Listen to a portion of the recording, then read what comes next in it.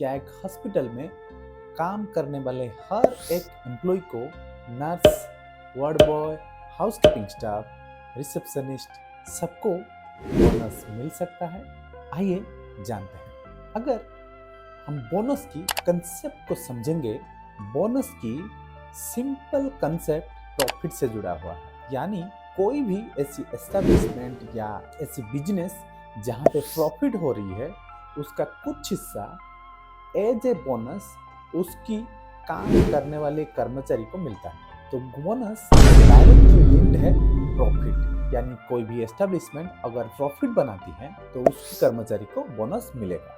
अब चलते हैं लीगल जस्टिफिकेशन के ओर। पेमेंट ऑफ बोनस एक्ट के सेक्शन 1 2 पॉइंट बोलता है।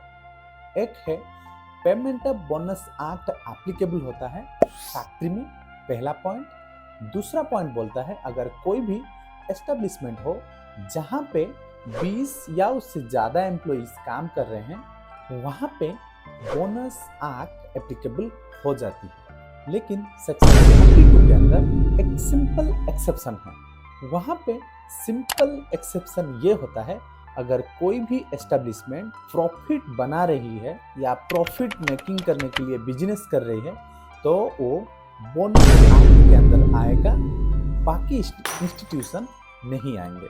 इसका ये मतलब है कोई भी चैरिटेबल ट्रस्ट या कोई भी ऐसी बिजनेस जो ट्रस्ट के अंडर कंट्रोल हो रहा हो या कोई भी धार्मिक संस्था के अंडर कंट्रोल हो रहा हो, या उसको हम एक लाइन में समझना चाहें, एक ऐसी संस्था या एस्टेब्लिशमेंट जिसका ये मकसद हो सिर्फ प्रॉफिट बनाना, कोई भी बिजनेस करके क्यों ना हो, तो वो पेमेंट ऑफ बोनस एक्ट के अंदर आ जाएगा। जब हम हॉस्पिटल की बात करते हैं, वहाँ पे 2 सवाल उठते हैं। क्या वो हॉस्पिटल किसी भी चैरिटेबल ट्रस्ट के अंदर आ रहा हो या किसी भी धार्मिक संस्थाओं के द्वारा ऑपरेट हो रहा हो? क्या उसकी मकसद प्रॉफिट नहीं कमाना हो? अगर ऐसी बात है तो वो पेमेंट ऑफ बोनस एक्ट के अंदर नहीं आएगा।